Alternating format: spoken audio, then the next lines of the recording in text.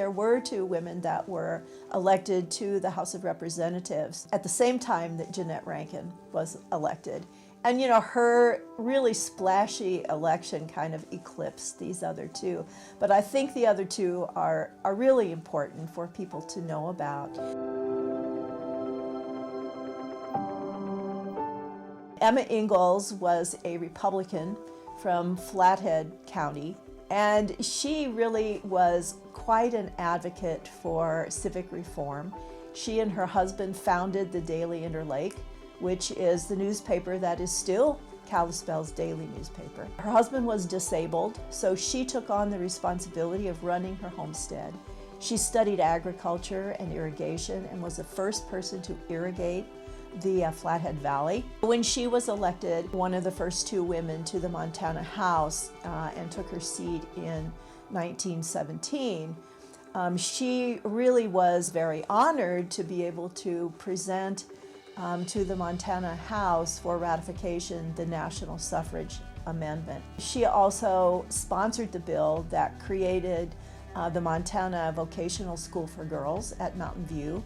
And that was a really important step in the treatment of delinquent youth, because before that, girls and boys were not separated and they were both sent to Pine Hills.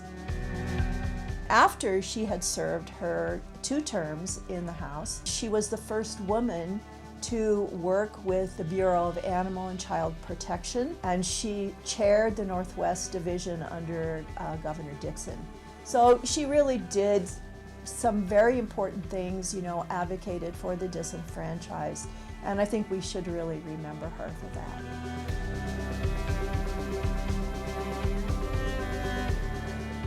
Maggie Hathaway also was a very interesting person. She was married for only 6 months when she was widowed. And so she moved down to her family homestead, to the ranch in Ravalli County. And she was a Democrat elected from that county. She believed very strongly in women's rights.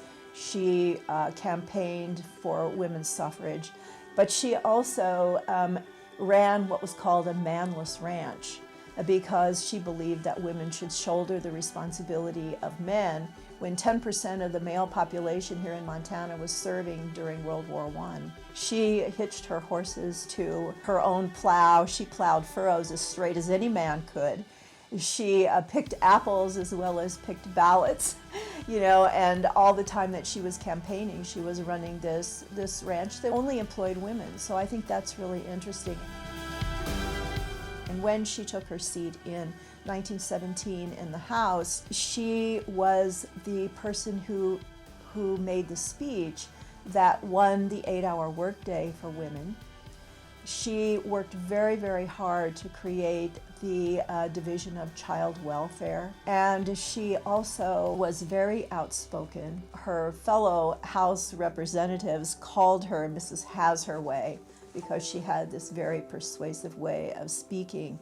And one of her fellow House representatives said that she was the biggest man in the House at the time.